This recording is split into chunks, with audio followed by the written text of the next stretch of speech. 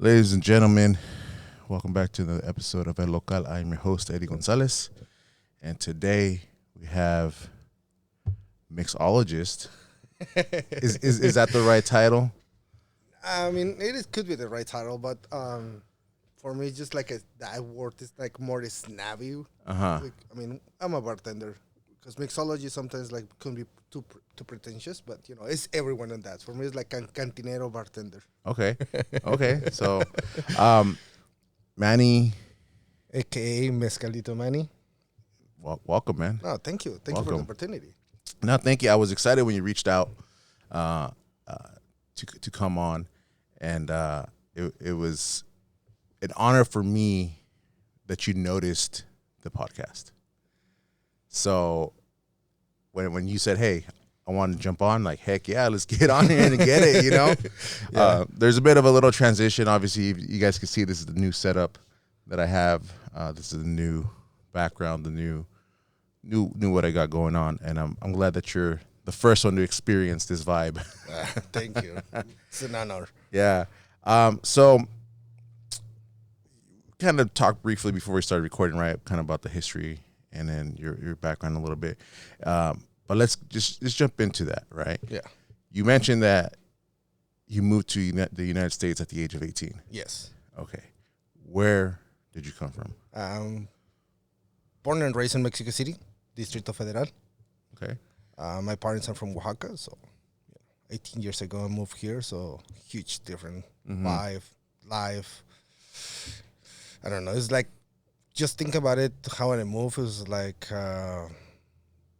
going to a different world. This is kind of, for me, that was kind of transition of anime, when it's like you go to one world to different world. Like, I mean, I'm an anime nerd, so Yeah, yeah. you can see that transition, like, the language barrier, no friends. I was like, where I am. No, but honestly, it has been 18 years. It's gonna be 19 this year. Watsonville is my second home. Yeah. Wow. That's awesome. And it's different because a lot of people move when they're like younger, right? Like, 5, 6, maybe like in your teens, but you're like an adult and you're here. And you said that the culture shock, the difference, Yes. what helped you adjust? Did you know any English at all? To be honest, I'll say if I can say 1 to 10, I would say 1. Okay. It's like just barely. It's like say hi, hello, and what time is it? But that's it. Too much. And then I have to go to the adult school. I attended for a couple of years, and rest I just learning at work. People who helped me to improve my English. So back in that. Okay. What did you, when you got here, did you straight to adult school? Did you explore a little bit? Were you curious? What brought you here? And my family. Your family. So you had family here? Yeah, my mom, my brother. I have my nephews, my nieces, my auntie. So I have a couple of family here. Okay. So just I don't want to be the strange uncle. Yeah. See, there's like my nephews and nieces like, hey, once in a year. Like, no, it's like I just want to be close to them. Okay. So the connection with family is what brought you, and that's kind of cool because the best thing about Watsonville is family, right? I think we know that Watsonville is heavily cultured and family oriented. So that's cool that you came to Watsonville because of family, and Watsonville being like a family city. So, and when you got here, you went to adult ed and learned English. Like, what kind of exploring did you do? What kind of like, what was the first thing you did? Right, you went to school. Were you looking for a job? Were you just kind of like? I know it take me a little while to get a job, but honestly, since actually one of my first job, if I don't get wrong, I used to clean the catalyst. Oh, really? Yeah, I used to clean the catalyst and the canties. So I was cleaning the canties at 11 to 1. And from 1 to 6, 7 a.m., I used to clean the catalyst. Oh, wow. And then it was a mess. Yeah. No, I bet those places get crazy. My first time that I I cleaned the catalyst. That was when I think Caifanes or Jaguares playing September 16 Mm-hmm. and 2006, I guess, or something. Yeah, Yeah. something around. Uh-huh. Caifanes play or Jaguares play at Catalyst. It was a huge mess. Oh, wow. The floor that was super sticky. It took me 3 days to make sure they, bunch of bleach and hot water to make sure they take all the stickiness from there. No, that's cool. That's cool. Did you get a lot of access to free shows and all that? No. Nah, to be honest, it's like basically it's like you show up after the show, clean, restrooms, backstage, everything. So you have to make sure that everything was clean. Okay. Make sure for the next event. But it was to be honest, it was really tired work. I mean, I used to work, get home around 7, 8 a.m., take a quick nap, jump and go to school, come back, take another nap, and middle of the hours is like just shit, where I am. It's like I have to go to work. Like it's not the time right. Like oh shit, back to sleep. Mm-hmm. So okay, yeah, that's cool. I kind of want to go back a little bit and ask about your growing up in Mexico City, right? Yeah. What was that like? Like, what's it like growing up in Mexico? Yeah, man. Because one of the things is, right, I'm Mexican American. I was born here, first generation. My family came, my dad was born in Mexico. So I hear a lot of stories of what it was growing up over there, right? And obviously I don't understand it because I wasn't there. But what is it like growing up in Mexico, especially in Mexico City, the capital? Yeah. I mean, honestly, it's like, it's when I grew up there, you play in the streets. You play in the streets until your mom called me like, hey, get him, play soccer at the street. That was especially on the rain. That was the most beautiful things. Honestly, it's different vibe. It's you have more freedom. I'm not saying you don't have freedom here, but it's like you can be there with more Ease, yes. You can be more easy, find the streets. I mean, it always depends what part of Mexico you live, street knowledge too. So but honestly, it was like you have a bunch of friends on the street. You see people all around walking around. It's like you met everyone every day. So it's like, I don't know. For me, that was like one of the best childhoods that I ever have because it's like you live there without stress. You live there without think about it, what's gonna happen or what's I don't know. It's like it's that kind of happiness that you grew up. I don't know. It's like I can describe the happiness when I used to live in Mexico City because I have a bunch of friends play in the street. Play marbles. I don't know. It's like I don't know. Carefree, because my experience is growing up here in the United States in Watsonville. When you're like when you're like a teenager, it feels like you start worrying more about a lot of things that you shouldn't be worrying about. I guess money, girls, you're transitioning into like adulthood, teens, and not to say that in Mexico that you don't have that type of transition, but you don't really have to worry much. No, and why do you think that is? Because coming here and seeing, right, you have family, nieces, nephews, right, growing up, and you see them grow up in this time. Yeah. What's the difference? What do you notice the difference? Because I know that we're in different times now, but like that childhood, like what is the difference? Like what? I guess here the kids try to grow up faster. They try to pretend more older, and in Mexico it's like, no, you know what? Enjoy your childhood. It's like make sure I mean, here is more easily to have more technology. There over there is like, no, it's just go play outside. Make sure you go friends. Kick someone's door and just run. Play with the dogs. I don't know. It's like it's more less stress. I mean, you don't have to worry about it. You don't have to be on the phone all the time as the kids here. And do you go back often to? I'm back in 19 years old, so I haven't back in 19 years. Yeah. Wow. You plan on going back? Future depends how everything goes well. Yeah, no, for sure. Okay, yeah, because I hear a lot of good things. I've had friends and family go to the city, and they say it's a beautiful beautiful city. the The culture is rich. Obviously, the art is rich. The infrastructure um, in the city is very well preserved. So, um, would you say that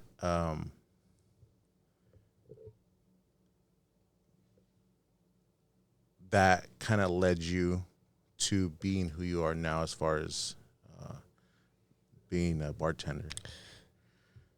Yes and no, Uh huh. because it's to everything got through my experience. Mm-hmm. But before that, Mexico City is like a melting pot Mm-hmm. of mixing salad because you can find Koreatown, Chinatown, Japanese town, Mm-hmm. Argentinian. So it's like Mexico City. We have a bunch of nationalities just melted with people from Mexico City, Mm-hmm. and it is really amazing because you can go back to the history. When Mm-hmm. Frida Kahlo and Lev Trotsky used to live in Diego Rivera's house. We can go to, Coyoacan, one of the most multicultural spots in Mexico City. I mean, you go to Zocalo, you can go to the pyramids. It's right there. So, like, honestly, it's like Mexico City is growing up a lot, but most people think like, oh, Mexico City, I'm going to Polanco, I'm going to the La Roma. No, no, no. It's don't get me wrong. It's nice, but also go explore outside there Yeah. because it's not just like we call it the Waxicans. So it's not the Waxican town. It's like no, Yeah. it's more than that. Yeah. Go explore Xochimilco. Go explore the Chapultepec. Try to go to the museums over there. Yeah. Go to the fancy restaurant. That is nice, but go to get tacos at the street. Yeah. Go to the mercado. Get some tlacoyos, some tacos de campechanos, like Uh-huh. the canastos. Like no, go there. Get some mariscos at the mercados. Like those are the best ones. Yeah, because that's where all the culture is, all on the Yeah. street and everything. Oh my gosh, I that's on my bucket list to travel to Mexico City and just kind of like you said, like exploring the streets and the nightlife and all that. It's on my bucket list. So what maybe this year we'll see um so with that, and coming to the United States, what got you? So you're cleaning the catalyst at night. Yeah. You're learning English. You're going to school. Yes. What are you learning about the new country here in the United States? What are you learning? What are you processing? What is that culture shock like? And what are you learning as you go, as you get older? One of my biggest culture shock here is like in Mexico City is like you go outside and you see people. Mm-hmm. You get here and you don't see anyone on the streets. That was when I used to live in Aptos. It's like you don't see anyone on the streets. You don't see kids playing on the streets. You don't see. It's like, I mean, for me that was like A ghost town. yeah, ghost town. Like where I am, it's like that's remind me of those movies that I used to watch. Mm-hmm. In Mexico City and see the little thing. I don't know, the little ball that on the desert. I don't know, forget the name. The little thing. Oh, I'm trying to think of it. It'll come back to us. Yeah. So that was a ghost town. So for me, that was that kind of culture shock. Okay. And then back the language barrier to, how to you communicate with people because actually communication is, and how you explain yourself. Yeah. Yeah. That's most important. Yeah.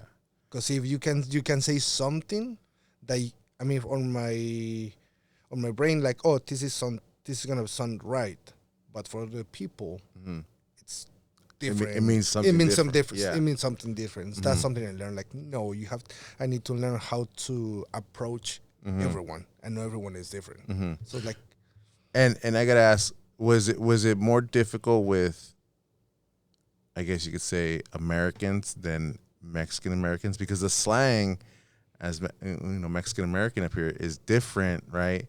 Than Mexico, right? it was more difficult with Mexican Americans. Uh huh. than Americans. Yeah. Because Americans can understand you that, he doesn't Understand. He's He's learning. And he try to guide you to don't say in this way, you could say these words, or this is what it means. They try to teach you and help you out with the grammar or the pronunciation. It's kind of sounds sad, but sometimes Mexican American make more fun of you, how you pronounce the words. Yeah. And instead, encourage you to improve your English or any skills. You get shy and like, I'm not gonna. I just like say, move your head like yes, no, and don't say anything else. So yeah, that's kind of crazy because I've noticed that a lot, and then I've been in that position too, when people have came from other countries when I was younger, and they didn't understand, so I was, but I see that that was a difficult for you. So, how did you improve? Right, you were going to school. Did you do other things to improve your learning of the culture, just the area, the language? The way that I improved my English, that was through music, and that was mostly through music and sometimes by movies. But mostly, I'm a grunge music. I love grunge. I grew up with the Nirvana, Stone Temple Pilots, The Strokes. So it's like through that music, I learned English. Okay. And something funny, but even we are in the Bay Area, and we have two big teams: Niners or Raiders. Yeah. Yep. Unfortunately, I'm not fan of them. I'm a Seattle fan. Seattle? Yeah. Okay. Seattle Seahawks. Okay. I can feel the judgment sometimes, but yeah, it's like I grew up with because if I want to relate something that I want to follow a team, is because something like helped me to grow up, or I get identify. Yeah. And that's what the grunge music. So Okay. it's like, it's like, I want to see Seahawks. So yeah. Okay.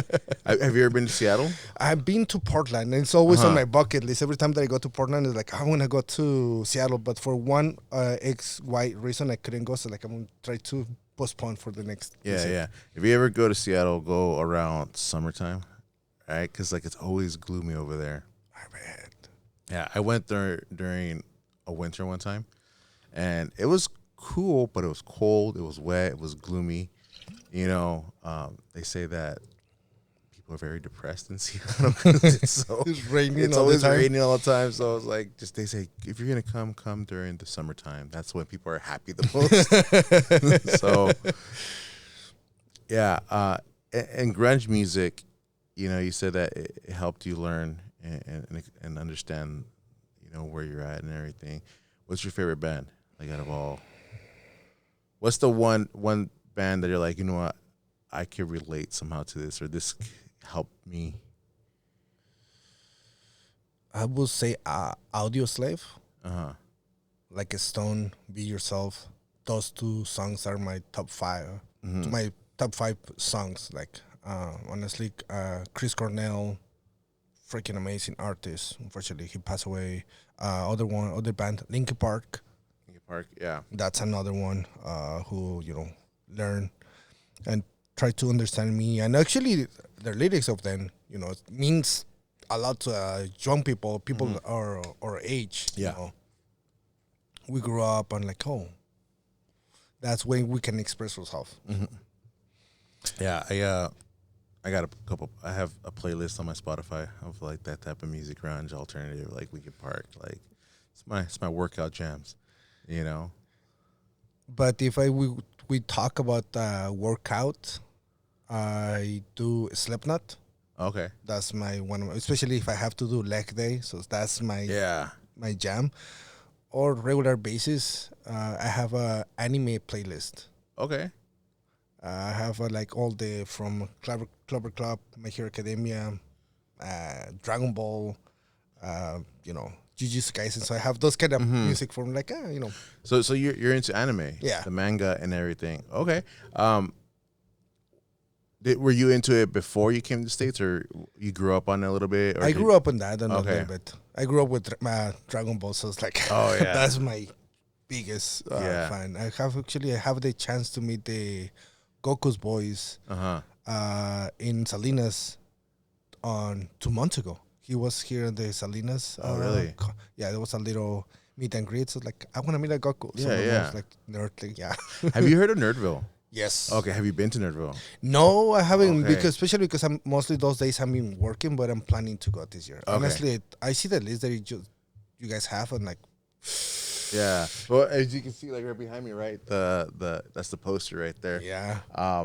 Yeah, you should totally go. Like it's a great event. We've had a lot of guests come out. You know, anime. Are you into Demon Slayer? Yeah. Okay, that voice actress was out here a couple of years ago. So yeah, I'd definitely encourage you to come out, because if you love anime, you love manga, you love all that, like you're gonna love. Yeah, I'm a nerd in that. Yeah. What's your top 5 animes? Dragon Ball. Uh-huh. I grew up with another one, Senseiya, Mm-hmm. Mazinger Z, Los Supercampeones. That's another old anime. And right now, I could say the Jujutsu Kaisen. Okay. I would say that's my top 5. Top 5. Okay. I haven't heard of the other ones, but I definitely heard of Dragon Ball. Grew up on Dragon Ball Z. You know, Dragon Ball Z, a little bit of Gundam, Pokemon, obviously, Digimon. So Sailor Moon, like those were like my Inuyasha. yeah. Those were like my jams right there. So no, that's cool. That's cool. And you had mentioned too, right? Working out. Is that something you do too? Yes, I'm trying to get back. Honestly, a couple of years ago, I get to one incident in a restaurant, which I get shot, and that's kind of unfortunate things. I get into depression. So when you get to depression, you go down, and I used to drink a lot. I used to eat a lot too. It's like, honestly, it's like I didn't expect being in depression. It was like until I get to the point like, hey, you need to get up. Anime was one of my savior, because I mean, Goku. I mean, all the things from anime, they teach you never give up. Yeah. Get up, moving, and never always looking for the best. Try to help other people. So anime does that. And then I have my sister-in-law got me one personal trainer. His name is Christian Diaz. Oh, you worked out with Christian? I used to work with Christian when Okay. he used to have this his studio or his gym at the garage. Mm-hmm. Dude, he helped me a lot. He helped me to set up a new mindset. I mean, honestly, I used to weigh 280 pounds. And to him was like, and always he pushed me to the next level and to the next level. So honestly, I said I get out from the depression and get that routine from him. Yeah. It was like, work out. You feel this, work out. That's something like I try to do most of the time. And plus, besides, I play soccer. So Okay. yeah. So Nice. Shout out to Christian. I gotta get you out here on the show, bro. So look out for a message from me. So Christian, we're gonna get you on a local podcast. come on, man. Okay. And I wanted to dive into your bartending. Yeah. Right. So in order, and bartending is pretty in the restaurant chain, right? Yeah. It's there. It's up there, right? But you obviously had to like come in at some point, right? Yeah. So at what point or what position did you come into the restaurant business? So I left the Chiantis, Mm-hmm. the Catalyst, cleaning that area, and then I worked a little bit for the what's it, Armadillo Willis in Capitola. Yeah. I used to be the dishwasher and prep, and then after that I moved to work with the Staff of Life, I stayed there for almost 6, 7 years, something like that. Mm-hmm. I started there in even there. That's one part of the introduction in the industry. Work in the kitchen, Mm-hmm. dishwasher, the same on the stuff of life. I started working at dishwasher. Because that's usually like the first one. Yeah, and honestly, I have to say that shout out to all the dishwashers and the people who work back of the house, because you guys are freaking awesome, and the work is fucking hard, to be honest. It's like not and it seems like people it's just what is he washing dishes. No. Like, no, it is a job. So we have to be respect more the dishwasher position. Mm-hmm. And people who work in the kitchen, we have to give more opportunities and say shout out them. Yeah. That was part of my introduction to the industry, to the hospitality. Unfortunately, after 2011, something like that, I get laid off from Stuff of Life. Mm-hmm. So I decide like, oh, you know what? I want to take a month off. It's like I'm just trying to see are my alternatives. Because you're working like nonstop. Yeah. Yeah. And then after 1 week, I was like, I need to get a job. I don't want to be home all day. Uh-huh. And then I walk around a couple restaurants here in Watsonville, just drop my resumes and like working for a kitchen job. Mm-hmm. But it's like, sorry, we don't have. And in some point, I was walking through by El Alteño. Mm-hmm. Doña Mari, saludos y gracias. I used to, and then I just stopped by El Alteño and I talked to Doña Mari, and she was like, she asked me like, do you have experience at the restaurant? Like, yeah, I can do buzz, I can clean. And she asked me, do you bartend? I was like, yes. But that was, I have to lie about that, to be honest. Fake it till you make it. Yes.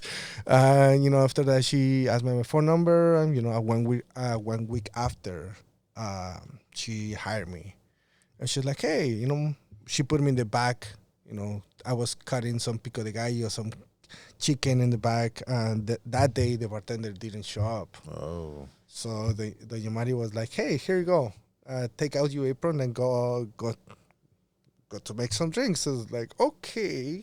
Oh, man, I bet that was scary. Like, I was like, fuck it. I was like, it's now or never. Yeah. Sometimes you just got to throw yourself into it. Yeah. Mm-hmm. And then one of the coolest things is that my first time working as a bartender, I was only pouring beer and a shot. So that was like, saved my life. The best scenario for you. Yeah, as the first time. Yeah. Yeah, for my first time, I just beer and shots, like, awesome. And then, I tried to bartend from there. He just teach me the basic. He was like, you know what? I'm just going to teach you the basic.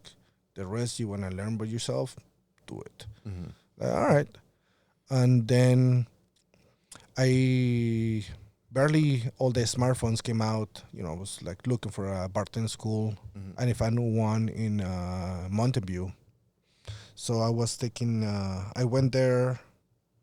I just explored the options, and I used to take the bus from here to Mountain View.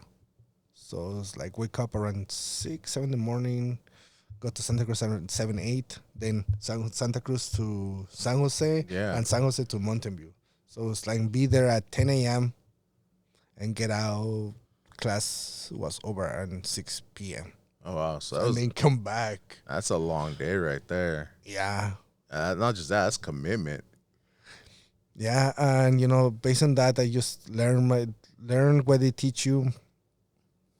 And in some points, like they were saying, like, oh, after you graduate, we're gonna give you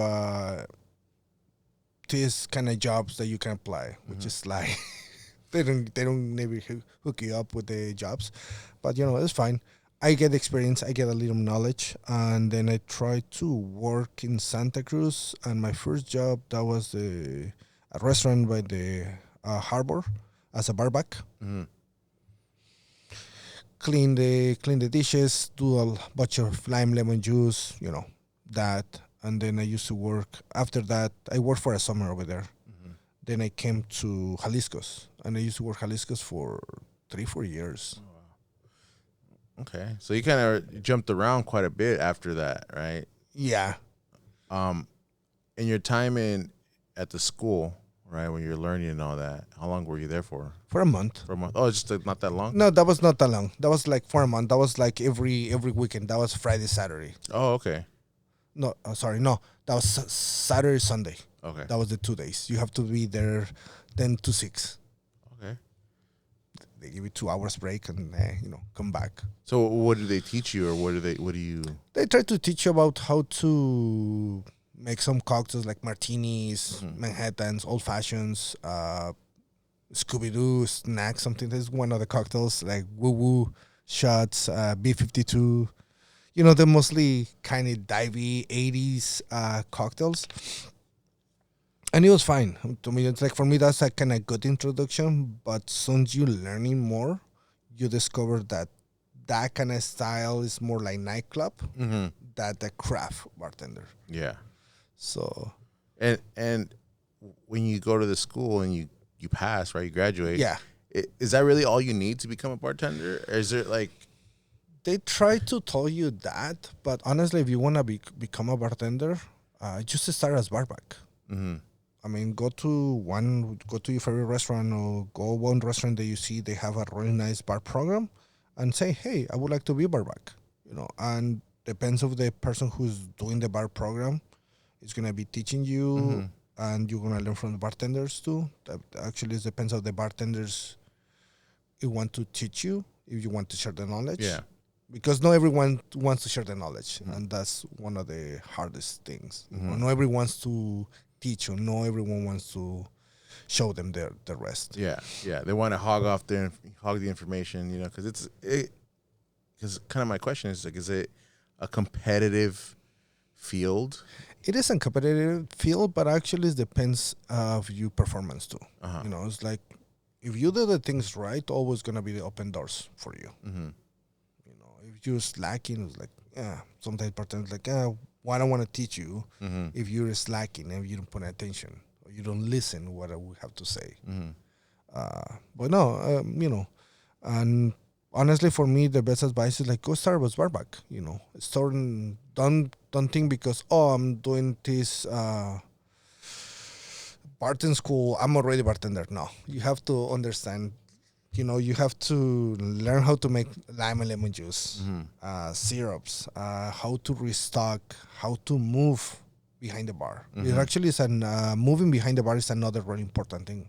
Like how you read your coworker, your partner. Yeah. It's like you touch his back a little bit, but mostly you dance behind the bar. So it's just not just pouring drinks and serving them. No, it's a whole other.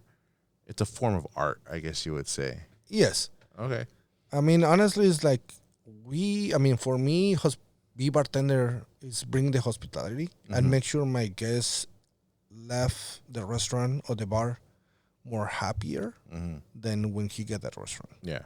Because that's like my main star. Most people say like, the rock star is the bartender. No, the star is my guest. Make sure my guest has a really good time, has a good cocktail, and I can create a memory between them and myself, and they can go back. Yeah, because that one moment is that experience. Yeah, the experience is never happen again. And you know what? That's pretty true.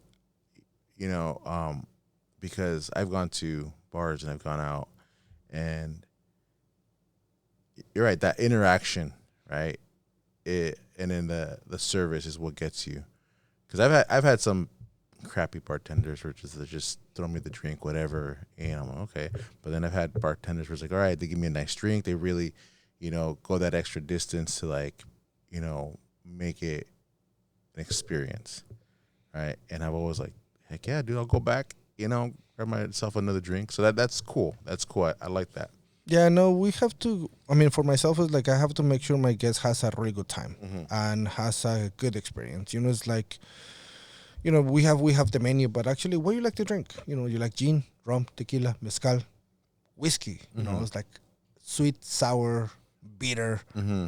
Go through those profiles, those questions, like, and make sure I can create a bridge between my guests and me, and that bridge is going to be the trust.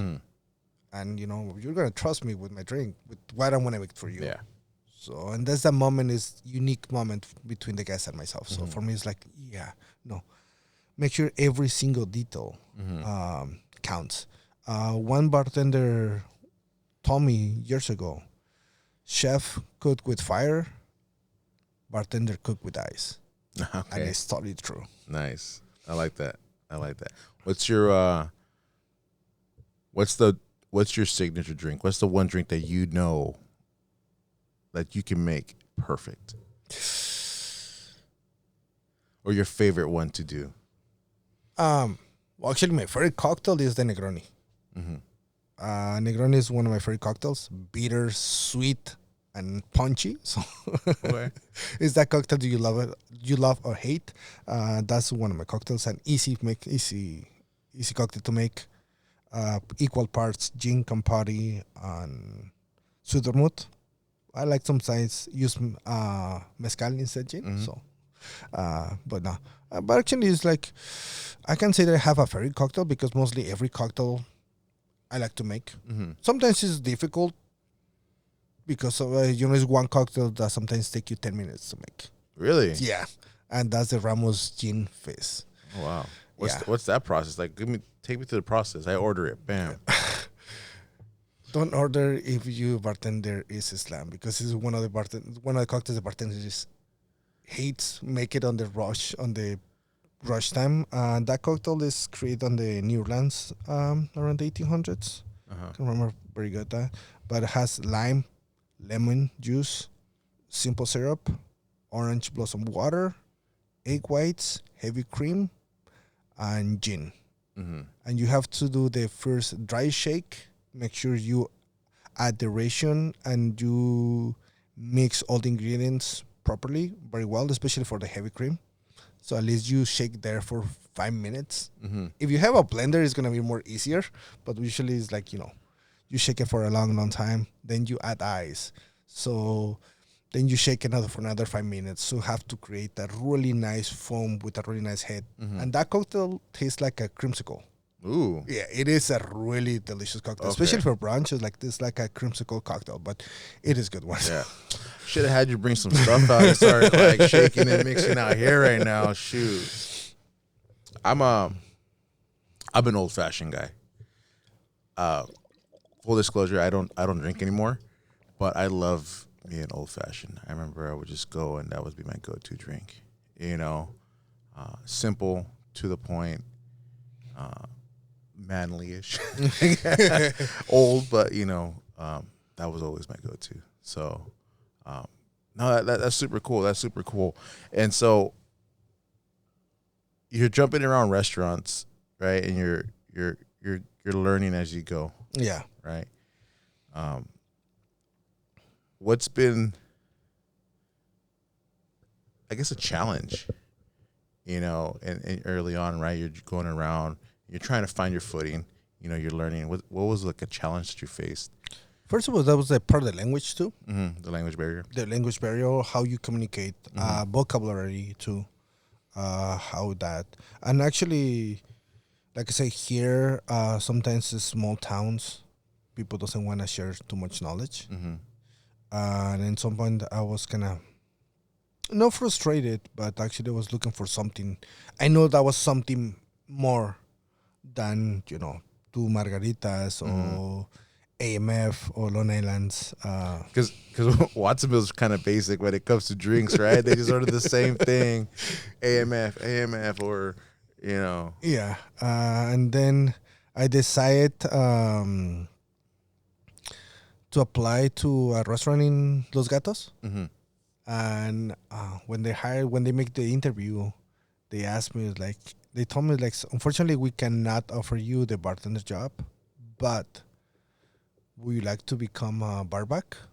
I was like, hell yeah. I was like, yeah, I'm taking the job.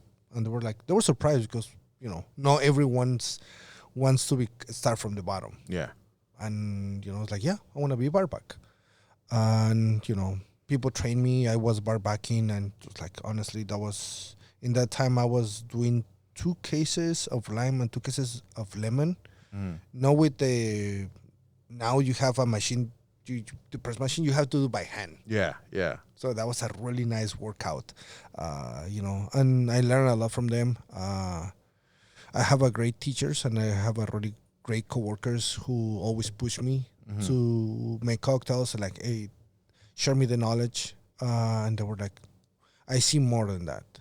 And I really like that, right? Because you go right, you're in town here, and you kind of made it to where you like that. I guess the peak of bartending, right? And then you could be like, all right, this is it. I'll stick here. I'm good with this. But no, I love that you took that job, even though they didn't offer you that position. They offered you, to start from the bottom again, right? Yeah. That's very admirable, and I like that. I really appreciate that you did that, because that not a lot of people do that, But like you said, you in order to get up there, you still gotta learn. You gotta learn. So, Yeah, and I stayed there for a couple months, and I learned the best. I thanks to that, I started meeting more people around the San Jose area and amazing bartenders, and become friends with them. So one make my best friend Jorge always teach me. He's kind of a mentor. He pushed me, invited me to those events. Like, let's go to this event. Oh, it's gonna be this seminar. It's gonna be this competition. He always take me in that point. He took me under his wing. So in that point, trying to learn more. Then in some point, I left Los Gatos and then go back to. I started working a little bit of downtown San Jose, a little bit, and after that I was like, oh, let's see.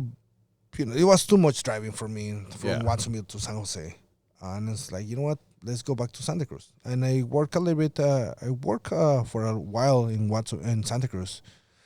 I work at the restaurant used to be named Suave. And then I work at the place at the Abbey Square, where is the museum, the Fred Cooper, which the person who was doing the bar program, she's in Drink Masters, the show on Netflix. Really? Yeah. Okay. She is a very knowledgeable person. She's a badass woman, and her partner too. Two of them are freaking talented. Kate Werwin. My respect to her. Thanks to her, I shine my style. To be honest, she polished me in a little more. She always like be clean, be organized, learn your classics, learn history. It's like when I used to work with her, we used to have the menu that was 100 classics. Oh wow! Plus the menu, so there's around 120 cocktails. Oh wow! So you have to learn every single that. I didn't know that was many cocktails. I thought it was just like maybe like a few, because they're always they're always inventing new ones and just kind of like. Yeah, so you basically is like as bartender, or like when you become a bartender. So the best advice is like learn the classics. Don't try to pretend the star tender. No, just learn the classics. Learn the families, the sour, the Collins, the bitters, cocktails. So based on that, so you can create your own cocktail. Because sometimes like people's like, oh, I want a bartender when I put these ingredients. Like, yeah, but you can make something good at one time, but no that time is gonna work every time. Yeah, yeah. What's the craziest drink that you've ever been asked to do? Actually, it's not crazy, but it's like they asked me something sweet, not too sour, but she's allergic to lime and lemon juice.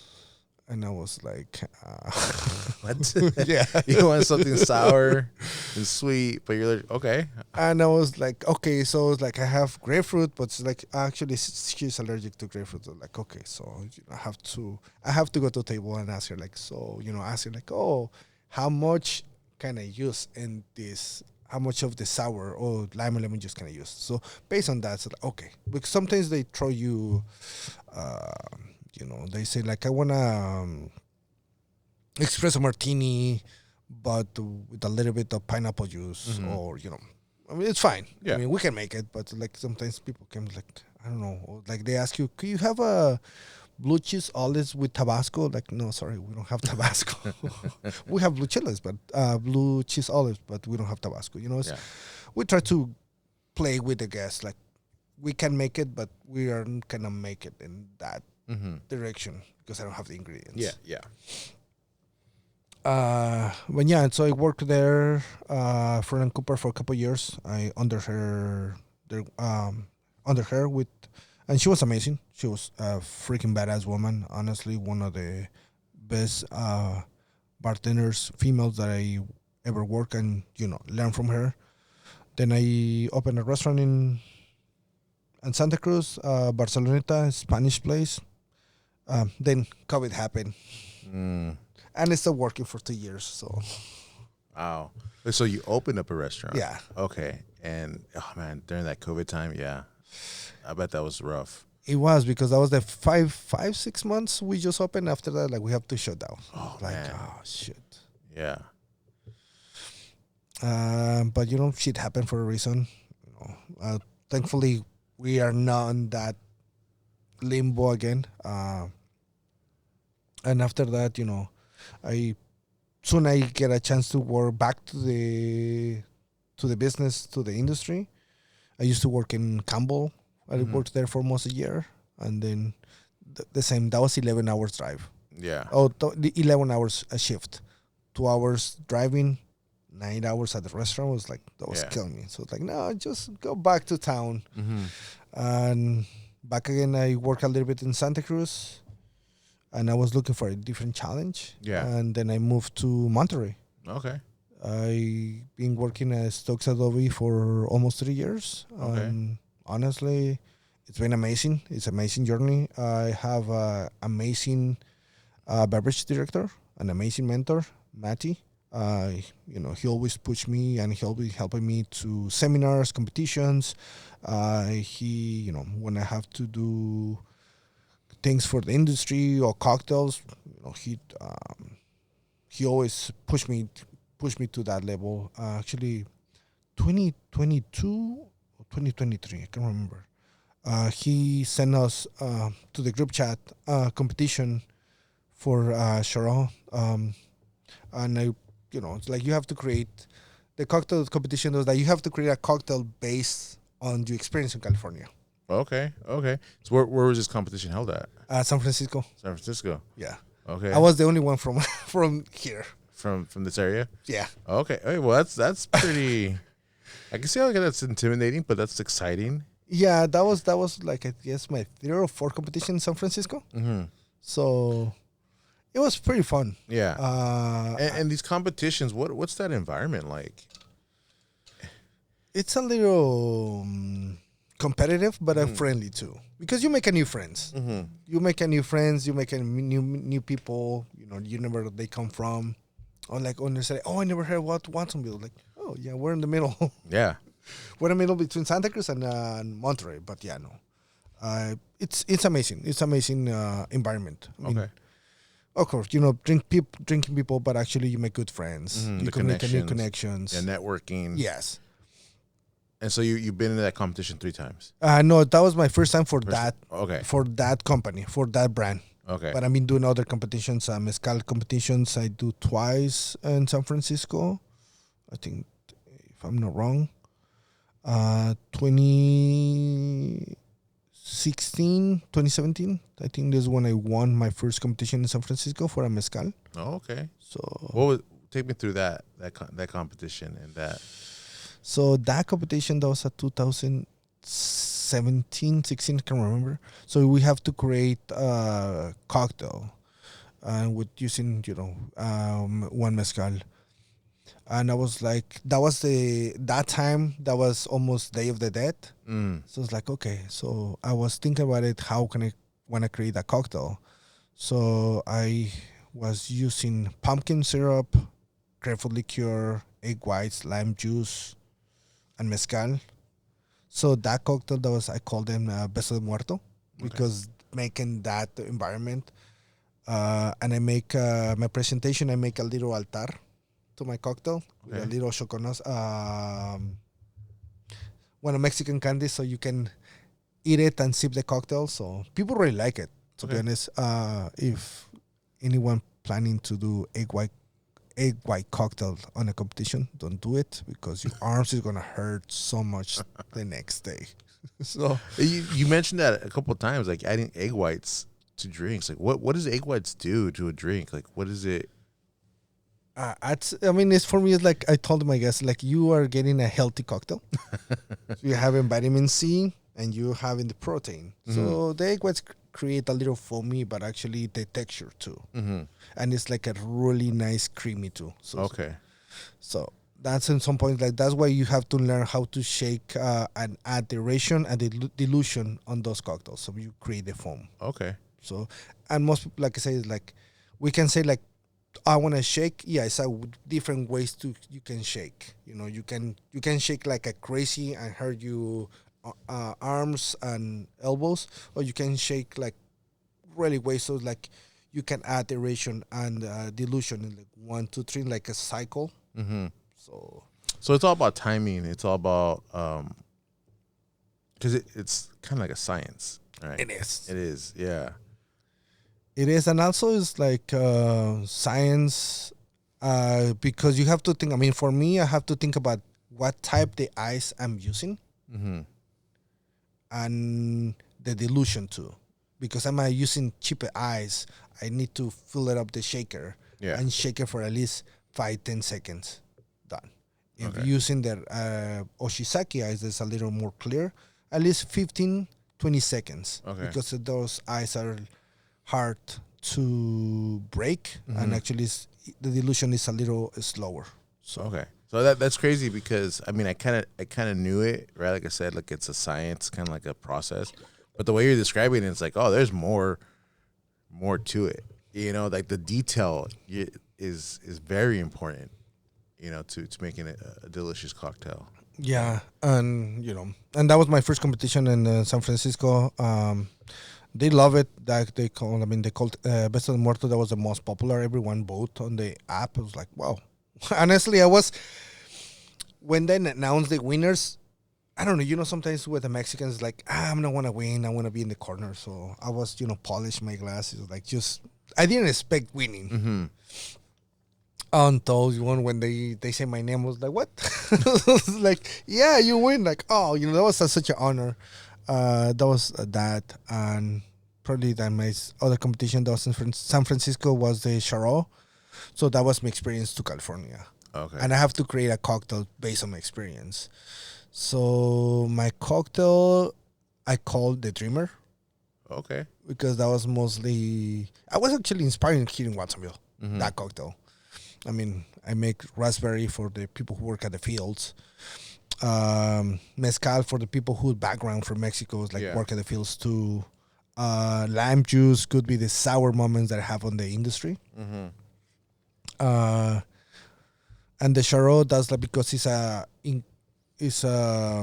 spirit who is made from California and for California ingredients. So I told them, it's like this is like a tribute to the people who works at the fields because and the community because when you work hard, you can make your dreams come true.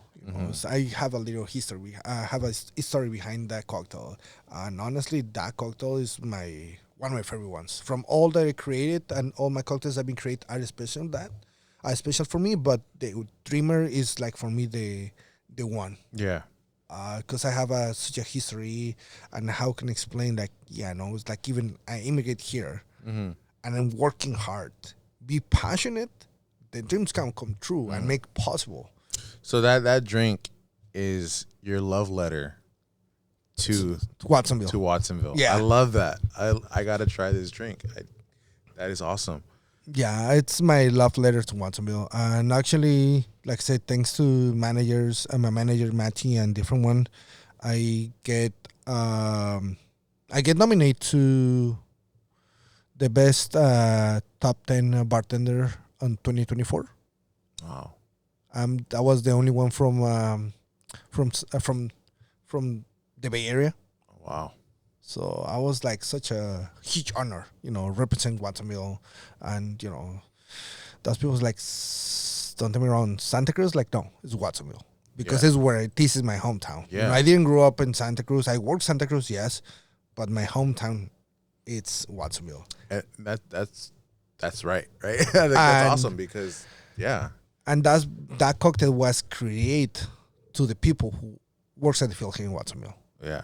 Wow, that's powerful. I love it, man. That brings joy to my heart. That you came here and you call Watsonville your home, and in your art form, you created something for your town. Yeah. And being the only one in the top, in the Bay Area. That is freaking special right there. Yeah, and I, to be honest, I didn't believe it until like they sent me the email like, yeah, you get nominated top 20. Like, oh, cool. And they're like top 10 was like, and I take a screenshot to my friend, to my best friend Fleur, and I was like, hey, could you make sure that this is right? And she was like, yeah, this is right. Oh, shoot. Don't say anyone like, oh, just besides you. Like, yeah, no. And did it hit you right away? Like, no, like, take me a while.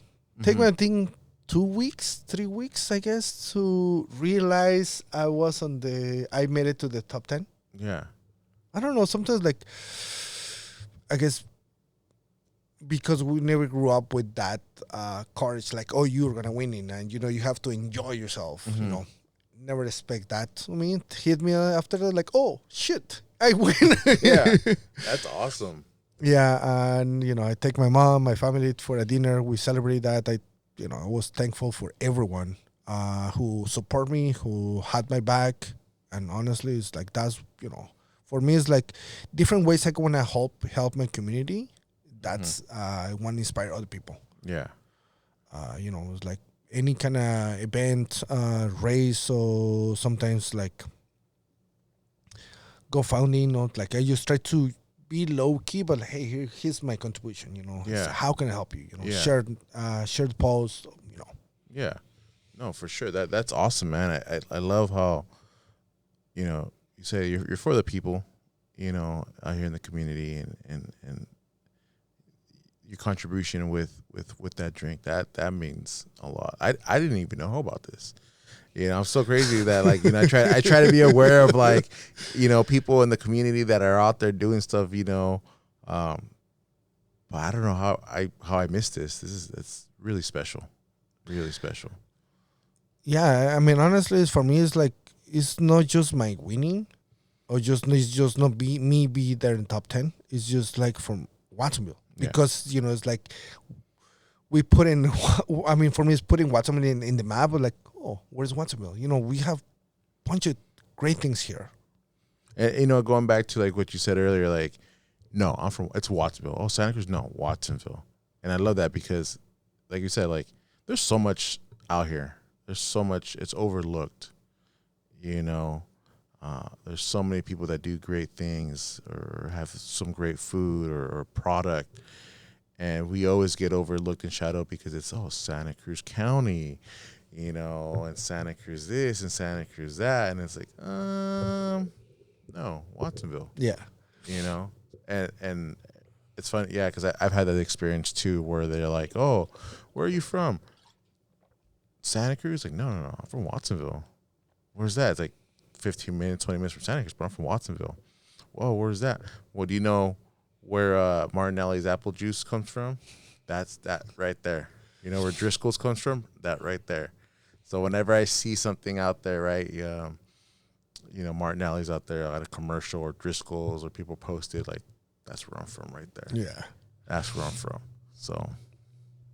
It's I guess I get homesick last year because I went to New York for a seminar or certification, and I stayed in New York for 2 weeks. So that certification that was the most tough certification I ever have. I have to taste more than 160 spirits. Oh, wow.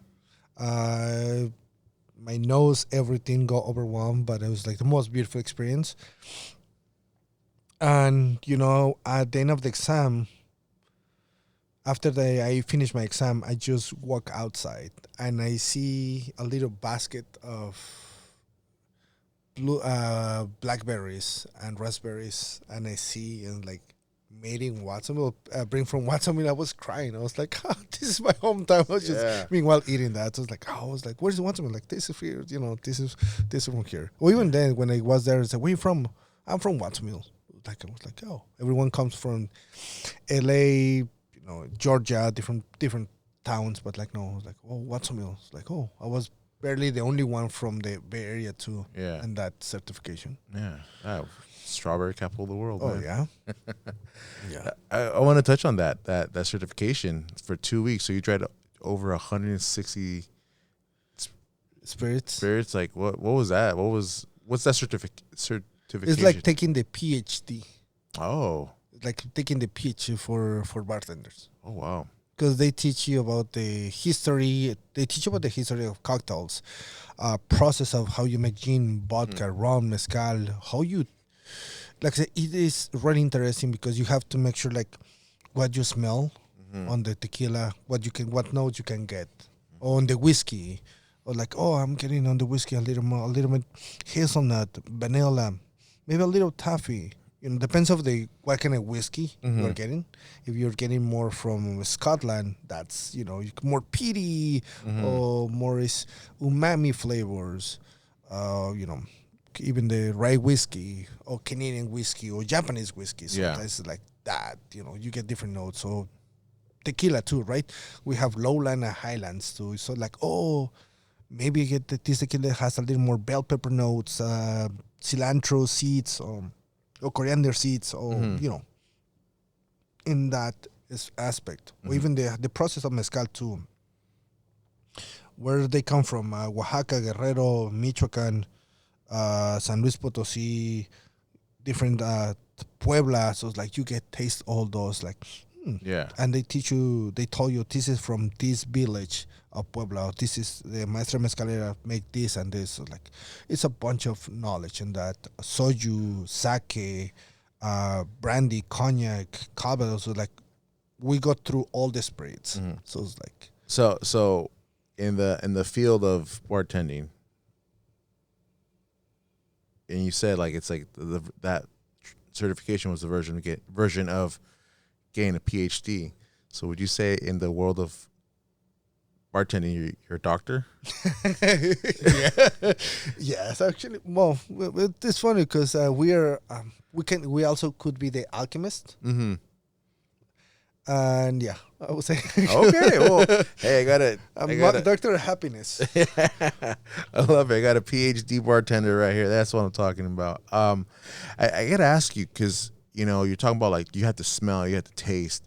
How do you take care of yourself to be able to like smell like those particular smells and taste the different kinds of drinks? And how do you? Is there a method to taking care of your palate, taking care of your smell, or enhancing it, or? Well, mostly it's like for me, I keep myself routine. I drink a bunch of coffee, to be honest. At least I drink 5 cups a day. Yeah, I'm a huge caffeine person. No, but I just try to read something, the notes, but also it's like make sure, do tasting, but tasting and spit it. Don't taste it and chug it. So it's like always like at the moment on my younger version, when I was younger, I used to never put attention on the notes. Like, oh, just free booze, get drunk. No, now it was like just make sure what is around, because actually they teach you how to taste, because you have to make sure they smell it, but don't put the glass too close to your nose because they can burn the nose. Give a little sip. Make sure your tongue and mouth get a little wet and spit it. Breath. And then you can get all the flavors and aromas on your mouth. And get another sip, so you can get more familiar. And sometimes you can have a little list of ingredients or the oh, this is a bell pepper or grassy or the sweetness. Oh, you have caramel, you have vanilla, you have honeysuckle, blah blah blah. So it's like you get familiar with that. Actually, tasting brings you fruits or even any kind of fruits, vegetables, and herbs that you've been tried before. You get your brain brings you to those. Memories, yeah. Yeah. So it's like it's really interesting how if you put attention, one tequila can bring you like, oh, remind me this, or remind me, this fruit that I tried in Mexico, or oh, you know what, this herb, or that's the magic when you go tasting. So you make sure like, taste it. I mean, for me, I try to taste twice a week, but actually just like, okay, I'm picking random tequilas, random mezcales, or even that, Yeah. just taste, play with, make my notes, and try to keep that. Yeah. Also, I don't smoke, so that's not something that helped me out. So Yeah. So that's cool. That's cool. Yeah, because like sometimes I'll have some wine here and there. yeah, And I'm always like hearing like, oh, you gotta sniff it, drink it, wash it around, spit it out. Then you kind of, and people tell me, oh yeah, like, because I watch a lot of, I'm a foodie. I love food. I love, videos and all that. And I see them like, oh, tastes a little nutty, and this and that, and kind of the sweetness. I'm like, I don't know what that is. I'm like, I just taste, wine. I don't know, So, but when it comes to food, like, that's where I'm kind of like, okay, but no, it's an interesting process. It's definitely an interesting process. I say when you do wine tasting, you try to use the fancy words of the regular words. It's like, oh, this is as off dry instead of dry. It's like, oh, you don't say it's sour. You say it like, oh, has a high acidity. So it's like it's different words in that. Yeah. But actually, it's like I said, when you learn, maybe you get a little book. Wine Folly is one of my favorite books to learn wine. So little by little, you will identify the notes. Yeah. It's like if you're drinking Pinot Noir, you might get like a little bit of raspberry or hibiscus notes.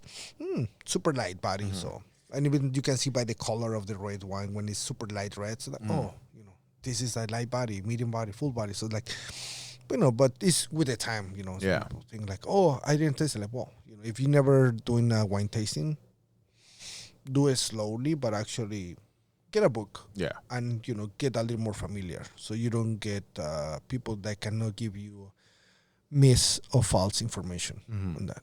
Okay. No, that's super cool. I kind of want to go back a little bit, right? Your current work, where is it that you currently work at right now? I work at Stokes Adobe in Monterey. In Monterey. And what's it like over there? I've never heard of it, so you gotta describe it to me. It's a really nice fine dining, but actually nice neighborhood restaurant.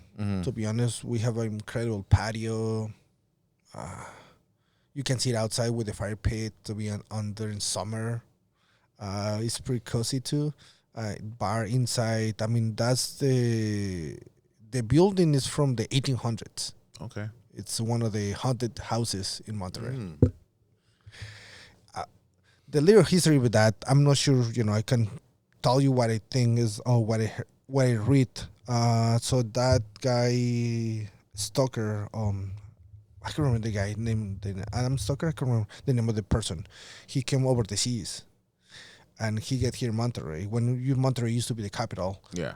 And he pretended to be a doctor. Like, yeah, false doctor. He killed many people. Wow. So he married, he killed the owner of the house. He married the wife. Oh, wow.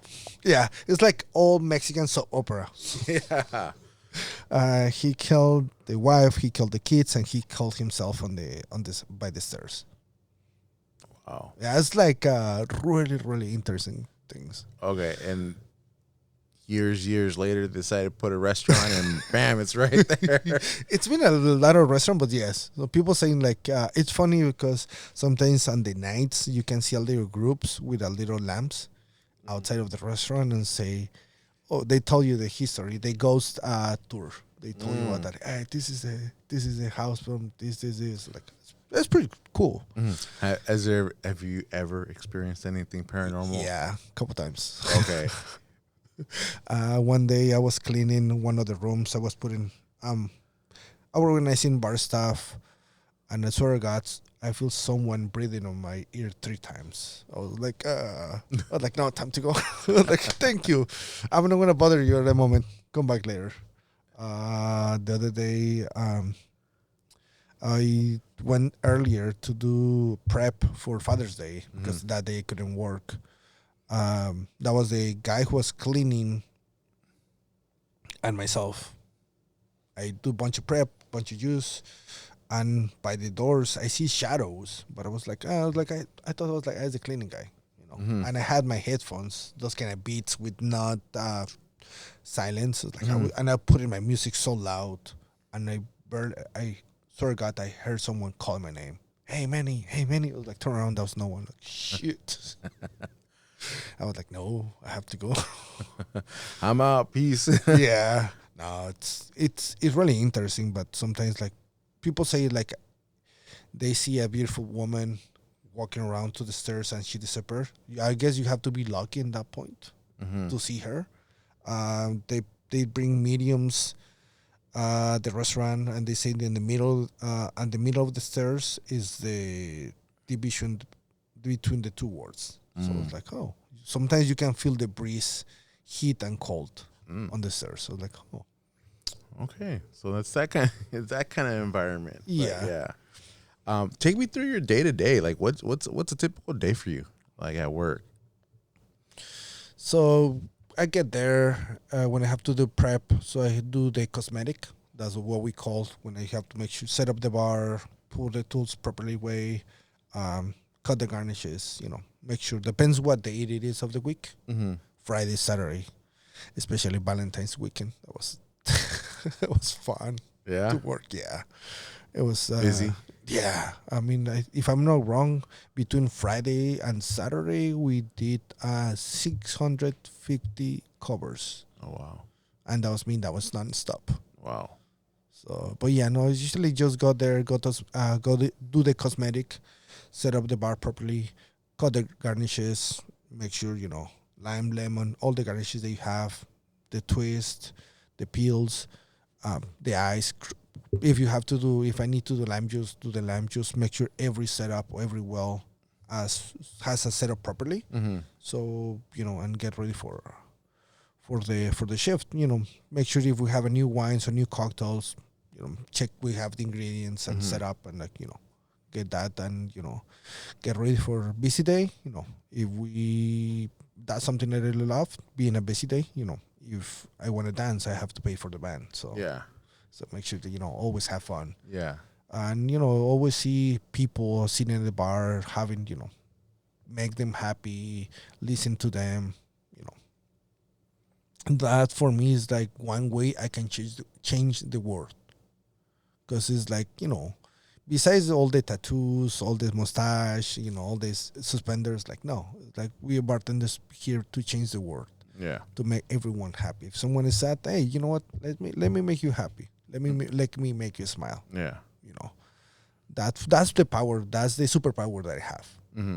Change someone. It's changing the mood. Yeah. From a bad day to hey, it's gonna be all right. Yeah, I like that. You had mentioned earlier too. You had opened a restaurant, right? And then COVID hit. You got any plans of maybe doing that again? Like, is that in the works with you, in the books, in the future? Because I know a lot of the times people that work in the industry, they lead to opening their own establishment. Where do you see yourself like in 5 years, 10 years with what you're doing now, and maybe the possibility of opening up your own spot? I mean, if I can say in 10 years, hopefully I can open my own bar. But it's going to be here in Watsonville too. Because, that's the thing. For me, Watsonville has such a much potential. We're growing up to now. I mean, you can see building new houses and everything. But for me, it's like if I want to open a bar here in Watsonville, I want to do to help my community. I mean, instead buying the things from the big companies, I mean, you have the little marquetas. You have El Primo produce, amazing produce. I mean, instead go to the big marquetas. No, go to the little ones here. Yeah. Go them, help the local business.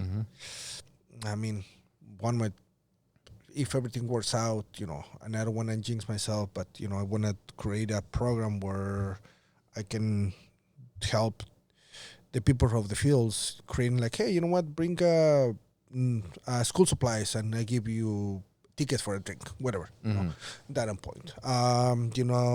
And every time of the year, Christmas, the same thing, like, hey, bring a toy so we can give it to the kids.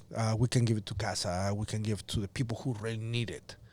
That's my point. Another thing is like, hey, when it's like some people partnership with other nonprofit organization, do scholarships for people for kids who are going to college. But, it's the same thing, like, okay, you're going to college, but you have to create an essay. So make sure, why and wish, we can create more, instead, start with $500 for 5 people. Let's do to, raise more and more so we can give that money to those kids who has potential. And, sometimes they don't have the resources to do it. So that's part of my plan, like always try to help the community in different ways. It's like, I know the alcohol sometimes is not good for families and that, but actually if something I can bring to the community is based on my job, I want to do that. Yeah. And I think that's great, and maybe, in the future or something, we could collab on something, because I know, like I said, I'm part of this organization. We always do fundraisers for the community, and I'm part of other, organizations that, maybe in the future we could collab on something. I'm really down. When everyone needs me help, I'm super happy to help too. I know, but that's one of my plans on 10 years. Yeah. Hopefully I can open my own bar. And the same thing, bring people under my wing and they, be barback. I want to teach you how to be a good barback. I want to be teaching you how to make cocktails. Go through that process. Because everyone think like, oh, I want to be bartender right away. I want to shake right away. Yes, you could, but actually it's better when you have the strong fundamentals. Yeah, you got to start somewhere. You got to start from the bottom, But that growth, that teaching, that learning is key. Yeah. And always, try to that. For me, it's like I always want to help others, but, I get frustrated too. Because, hey, I want to help you, but you don't put part of yourself like, I don't want to keep wasting my time on that. So, I'm that kind of person too. It's like I will help you 1-2 times, but after that, like, don't bother me again. Yeah. Have you ever thought about doing one of those like shows, those reality shows? Actually, that would be fun. Yes. Because you had said that that lady from Santa Cruz, that she was on the Netflix show. Yeah. Right. So have you ever thought about jumping on or applying to doing one of those shows? I will. It will be nice to do it, to be honest, because I can bring, show where I'm from and what I have here, and show my skills. It will be fun. Another thing that I did last year, I did a little virtual class with Guy Fieri. Oh, okay. Yeah, that was one of my top moments of 2024. I did a class with the Guy Fieri about cocktails. It was fun, to be honest. Take me through that. What was that like? Like, is it here in Monterey? No. So we have to do virtual. So he was on his house, I was on my house through the Loose Life production. No House Without You, another organization who help people in LA. So they asked me, hey, can you help us out with this class and talk about cocktails, how you process? Like, sure, why not? Like, this Guy Fieri, like, why not? And that guy is pretty fun. Yeah. He has the energy. Yeah. How, hey, Manny, like, oh, damn, you hit the ground running. Yeah. No, it was really fun. It was really, we talk about the food, how we pair cocktails with food, what think about it, the combinations between if I want to tequila or mezcal, to go like ceviche. Mm-hmm. I mean, honestly, ceviche, son aguachiles. I mean, son mole. If I make in a Negroni old fashioned, Mm-hmm. a really nice mole with the rice, oof, hit the spot. So it's like that was a really cool class you can find in YouTube. So I'm gonna have to look it up. Yeah. yeah, What's your go-to drink for when you want to just you're off the clock, you're just you're coming winding down. What's your go-to drink? like I say, it could be Negroni, but also depends on my mood. Uh-huh. It's all depends on my mood. I can go from a Negroni, I can go to beer and shot, or I can go to the Cosmopolitan. Okay. Yeah, a really nice Cosmos. Like, yes, hit the spot. Uh, I drink a lot of Fernet too. Mm-hmm. If you like better herbal and licorice Mm-hmm. profile, I would recommend Fernet. Otherwise, I can be drinking whiskey once in a while. I had really good martini, but like it all depends on my mood. Yeah. I can. I have a full bar at home. I don't touch my bottles. It's mostly beer and wine what I get at home, but that's it. Yeah. My brother was like, "How you don't touch your bottles?" Like, it's just there. It's my future savings. Yeah. it's the aesthetic. It's the vibe that I have there. Yeah. Yeah. And when you're not working, when you're not, how does Manny just what does Manny do for self-care and take care of himself to kind of keep on going? Work out, take my dog for a walk. Like I said, I read, watch anime. That's one of my things to unwind. So it's like, especially if I have busy day at work or I have kind of rough day at work, I just get back, open a beer, and watch anime. Yeah. That's one way. Like, rewatch One Piece, rewatch a couple episodes from different animes. Like, just chill. Or sometimes listen some boleros.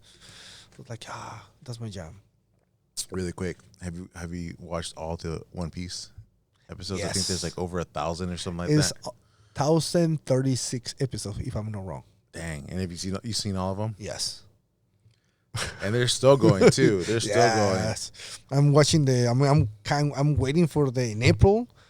Is going back again to the animation, but I'm following the manga, and it's getting crazy too. Oh wow! Yeah. So Man. that's.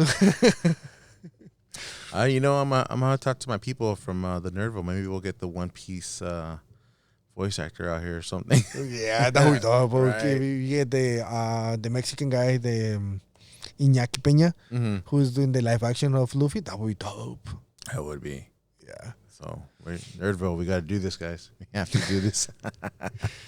One of the things that usually when I bring the guests on, I tell them like, what's your one piece of advice?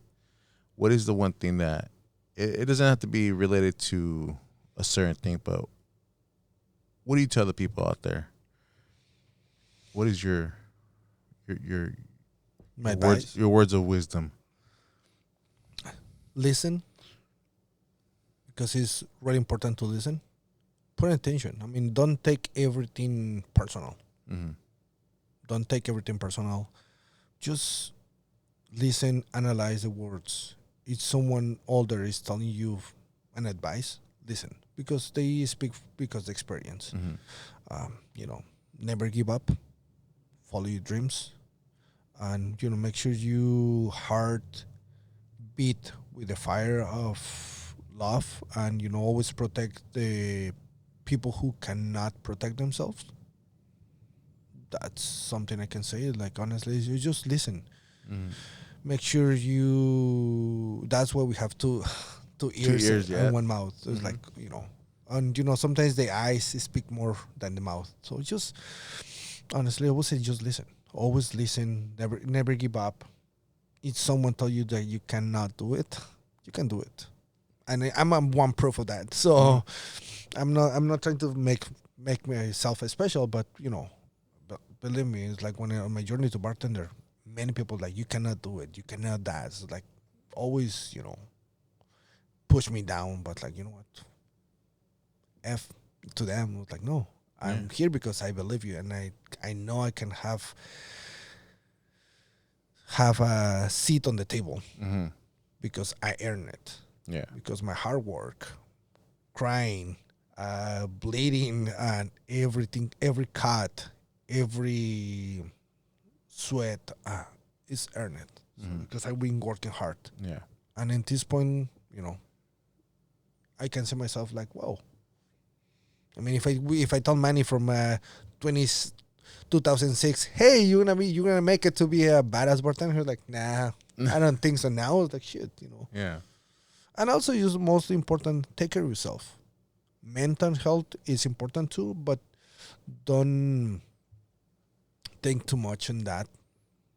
Be aware with your friends, speak, and always, like I say, be loyal. Yeah. Because loyalty is one of the most important. Loyal and respect. Always speak with the truth. And, even you have to hurt someone with whatever you have to say.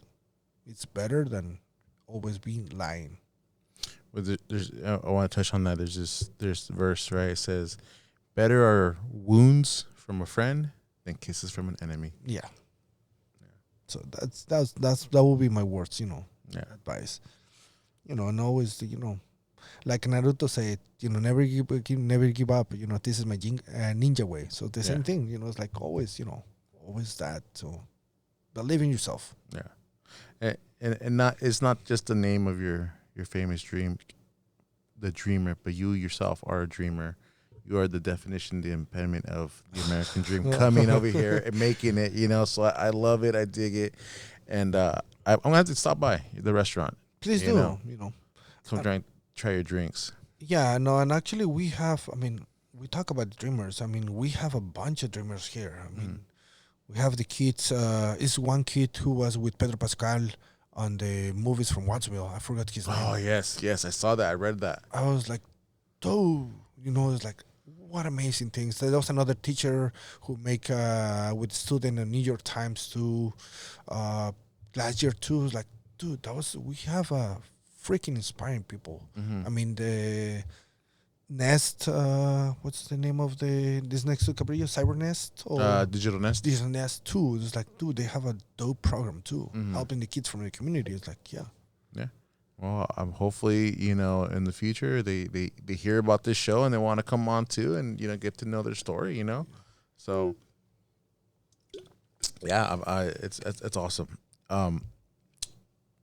Really quick again, what's the restaurant? Where's it located at? And when are you there usually?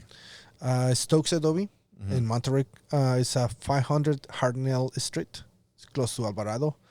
And you can find me there every Tuesday, Thursday, Friday, and Saturday.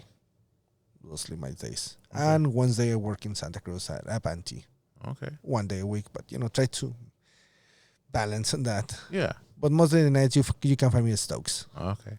Sweet. And we'll definitely go out there and maybe we'll have a little, Manny how to video of a show, get out there and you see your skills and show us how you make your drinks and all that. But for sure, I'm gonna stop out there and please do. I will be honored.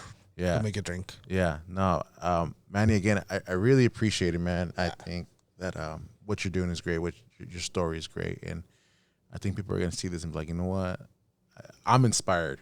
Just this conversation, I'm inspired. Oh, thank you. Yeah, so I appreciate it, guys. Manny, the PhD bartender, mixologist, the fancy word. Thank you again. And thank you, because you're creating this. I mean, you creating this is like is help people getting out and listen what's happening around in the community, because it's really important too. And actually, we have to address to you like what you're doing. It is really important because you are giving voice to people who might doesn't have too much courage to do it, but it's like, yeah, you should do it. What we're gonna lose? Nothing. So it's like you creating this it's more than 1,000 words. Yeah. Appreciate it, man. I really appreciate it. Guys, thanks again for watching. Stay tuned for the next one. Boy, Manny. See you guys later. God bless. Peace out.